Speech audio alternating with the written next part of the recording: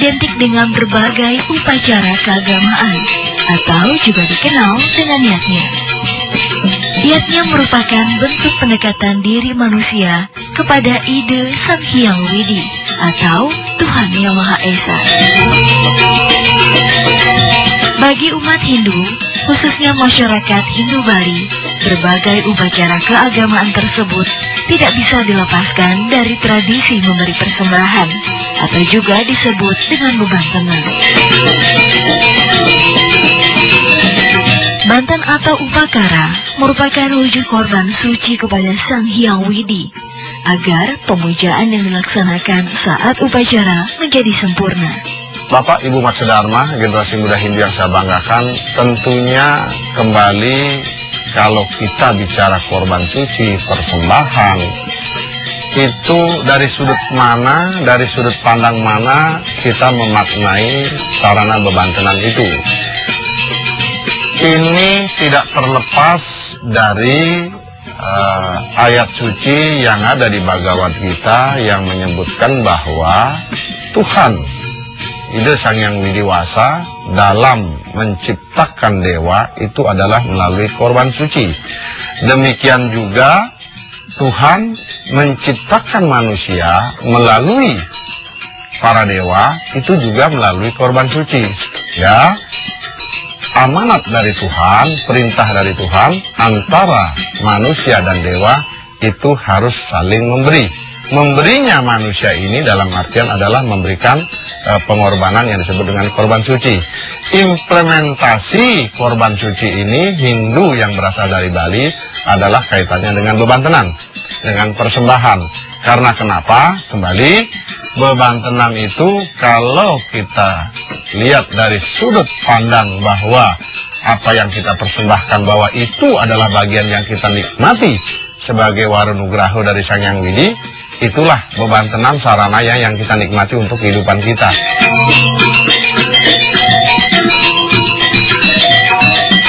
Bagi umat Hindu Bali, banten telah menjadi syarat mutlak dalam setiap upacara keagamaan.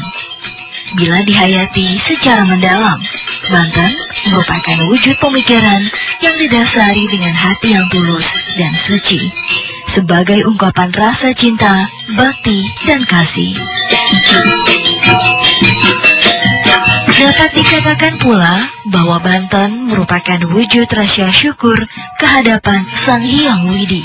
Kalau di agama Hindu ada namanya pancayatnya. Ada dewa yatnya, manusia yatnya, fitra yatnya, kemudian buta yatnya, resi yatnya. Tentunya dasar banten adalah sama. Daksino, Camansari, Segehan. Jangan dilihat kembali masalah besar kecilnya itu ditambah-tambah dengan banten-banten yang lain bisa menjadi menengah, bisa menjadi besar. Tetapi intinya banten dasar adalah sama, yang membedakan ada namanya banten khusus. Ada perbedaannya di dalam artian banten dasar ditambahi ya kan dengan banten-banten yang lainnya. Saya tidak disebutkan di sini ya kan. Tetapi intinya secara umum dasarnya sama, tetapi untuk membedakan kegiatan apa, upakara apa ini, ada banten khusus yang berkaitan dengan yatnya itu.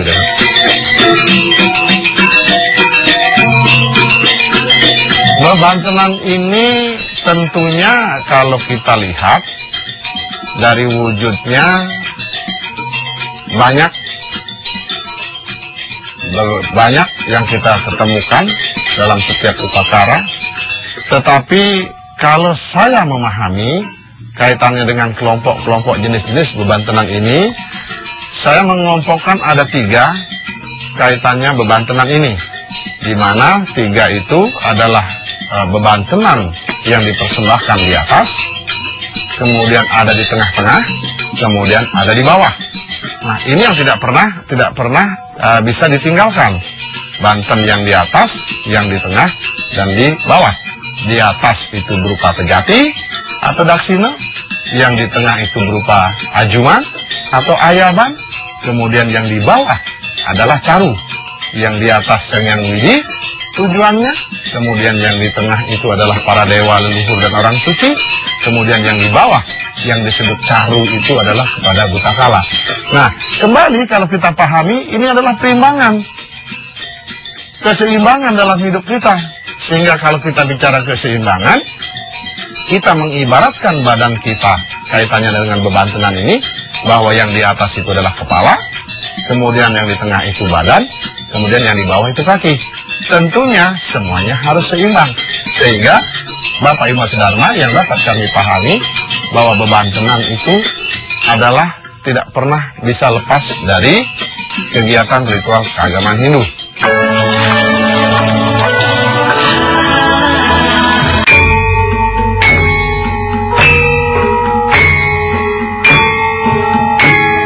Ada berbagai jenis bantan yang lazim digunakan umat Hindu dalam setiap upacara keagamaan.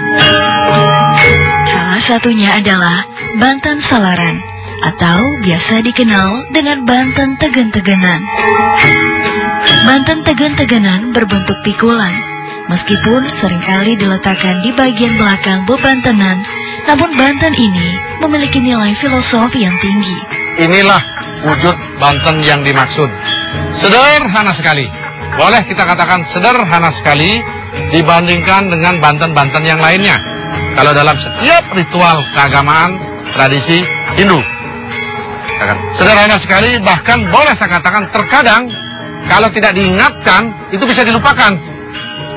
Dalam setiap ritual dibuat tetapi dilupakan. Nah, inilah yang saya maksudkan, banten tegen-tegenan terdiri dari seluruh bibit biji-bijian yang ada di dunia ini. Kemudian dilengkapi dengan seekor bebek. Kemudian dilengkapi juga dengan seekor ayam.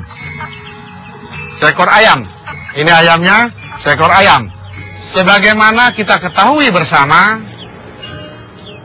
bahwa seekor bebek pun masih memberikan inspirasi tauladan kepada kehidupan manusia. Kita mengetahui bersama seekor bebek kalau dalam mencari makan, di mana makanan bebek itu adanya di tengah lumpur, di dalam lumpur, maka lumpur dimaksud tidak pernah termakan oleh bebek, tetapi hanya makanan yang diperlukan saja yang dimakan. Itu pertama. Kemudian dalam kehidupan sehari-hari banyak kita terinspirasi, banyak orang memberi contoh, antre, antre, antre, antre, seperti layaknya bebek. Bebek memberikan contoh kedisiplinan. Mungkin kalau kita kaji lebih dalam, banyak hal-hal yang perlu kita tiru, yang kita dalam artian kita inspirasikan dari kehidupan seekor bebek. Demikian juga dengan kenapa dalam bantenan ini adanya seekor ayam. Bapak Ibu sendiri, Bapak Ibu umat Sedharma, generasi muda Hindu yang saya banggakan, kaitannya sama tetanduran tadi,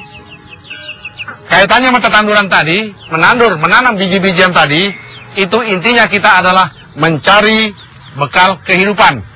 Dalam mencari bekal kehidupan di dunia ini, pemahaman agama Hindu memberikan pelajaran, carilah makan layaknya seperti ayam, salah satunya, yaitu Bapak Ibu Sedharma ketahui, kalau kita memberi makan, anggaplah beras atau jagung kepada seekor ayam, kita saksikan apakah ayam itu langsung akan memakan beras atau jagung itu? Tidak. Di mana si ayam itu akan mencakar-cakar dulu makanan yang kita kasih, kemudian baru dipatok-patok baru dimakan. Itu filosofinya apa? Ternyata dalam kehidupan manusia ini, kalau kita mencari bekal kehidupan, kita diminta harus bekerja keras. Sehingga boleh saya katakan, kalau ada di tempat lain yang mengatakan kerja keras, ternyata pemahaman dari ajaran agama Hindu itu sudah lebih dulu memiliki konsep kerja keras. Nah, kemudian kaitannya tadi ini, kenapa harus mempergunakan batang tebu? Bapak Ibu Sedharma, kembali, kenapa tidak pakai besi saja? Atau kenapa tidak pakai bambu? Kenapa harus pakai tebu? Kaitannya dengan banten ini, banten salaran atau banten tegen-tegenan ini, apa yang ada di banten ini semua mengandung filosofi untuk kehidupan kita. Filosofi apa yang kita dapatkan dari batang tebu yang kita jadikan pikulan ini, kaitannya dengan banten tegen-tegenan atau banten salaran ini, itu adalah apabila kita dalam kehidupan ini menanam bibit-bibitan, kita sudah bekerja keras layaknya ayam, kita sudah bisa membedakan mana yang baik dan mana buruk, kemudian bolehlah kita dikatakan sukses sejahtera di dunia ini. Kita diharapkan layaknya sebagai batang tebu, di mana setelah kita mendapatkan manis, jangan sampai kita di kemudian hari melepas pahitnya. Itu salah satu intinya. Jadi tebu mengajarkan kepada kita, setelah manis janganlah dibuang. Itu peringatan pelajaran yang kita petik dari filosofi secara menyeluruh Banten Tegen-Tegenan ini. Saya rasa itu yang dapat kami sampaikan. Kembali, itu pemahaman saya, tetapi tidak ada salahnya untuk kebanggaan generasi muda kita mendapatkan pencerahan, kita mendapatkan ajaran-ajaran implementasi agama untuk kebanggaan kita dari manapun, dari sudut manapun, sepanjang itu berguna buat kehidupan kita.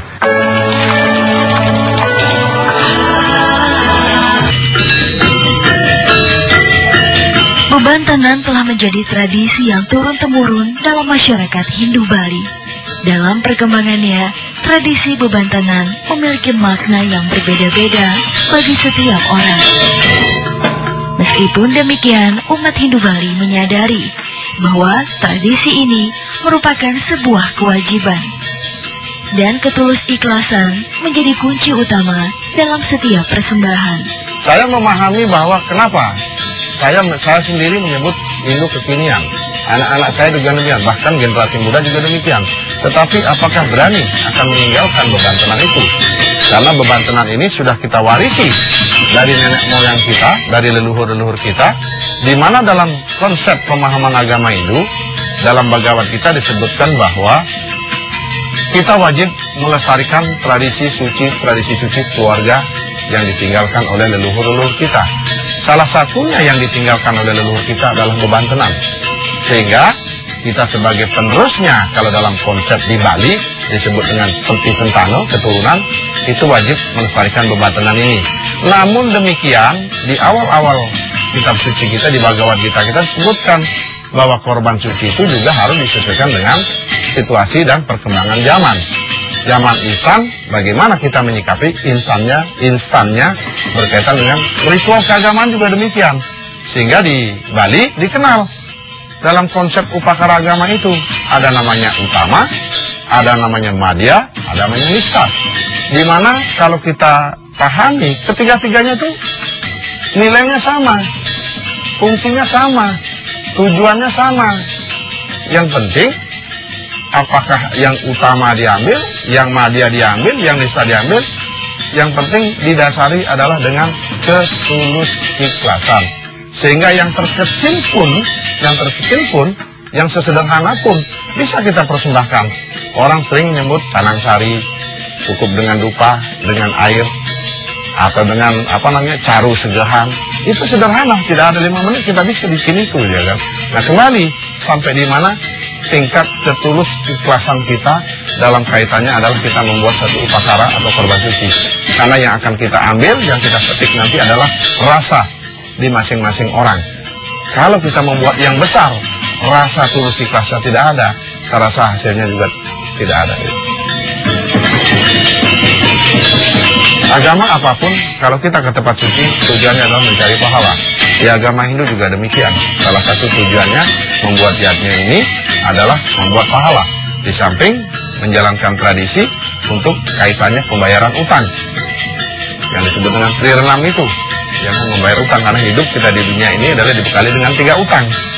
Ya, mungkin itu salah satu tujuannya. Tetapi yang penting adalah dari kegiatan secara umum namanya korban suci melakukan persembahan ini, satu hal yang bisa dipetik oleh kalangan generasi muda yang perlu dipedomeni dalam hidup ini adalah apakah setelah selesainya kita melakukan persembahan korban suci dalam suatu tempat suci di pura, akan selesai atau selesai sampai di situ atau menunggu 1 tahun lagi, 6 bulan lagi? Saya rasa tidak.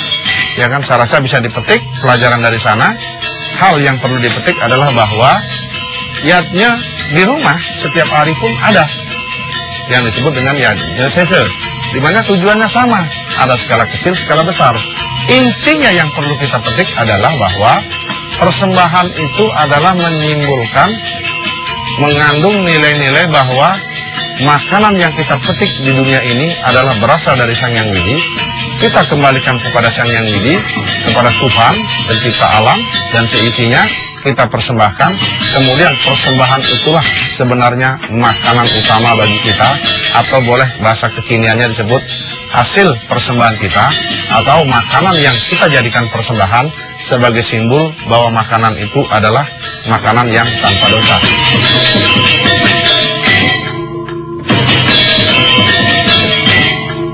Bapak, Ibu, umat sedharma, generasi muda Hindu yang saya banggakan, demikian yang dapat kami sampaikan, pemahaman berkaitan dengan bebantenan, salah satunya di mana pembahasan saya adalah makna atau filosofi Banten Salaran atau Banten Tegen-Tegenan. Sebelum saya tutup, izinkan saya menyampaikan pesan kepada generasi muda, mari kita pahami ajaran agama kita dengan berbagai sarana, dengan berbagai media, sehingga kalau kita memahami apa yang kita lakukan kaitannya implementasi ajaran agama kita, maka kita tidak akan ragu lagi menyandang predikat beragama Hindu hidup di zaman modern ini. Sebagai penutup, sekali lagi mohon maaf apabila ada hal yang kurang pas kaitannya pemahaman saya, tetapi tidak ada salahnya kesempatan-kesempatan begini kita jadikan sarana untuk saling mengingatkan, untuk saling menyemangati, kemudian untuk saling memahami di antara kita, sehingga dengan saling menyemangati, memahami, maka tantangan agama Hindu ke depannya yang kita rasakan semakin berat dan semakin bervariatif dapat kita jawab, sehingga generasi muda kita membanggakan apa yang kita wariskan kepada mereka. Sukses lo, saya tutup dengan Pramusanti. Om Santi Santi Santi Om.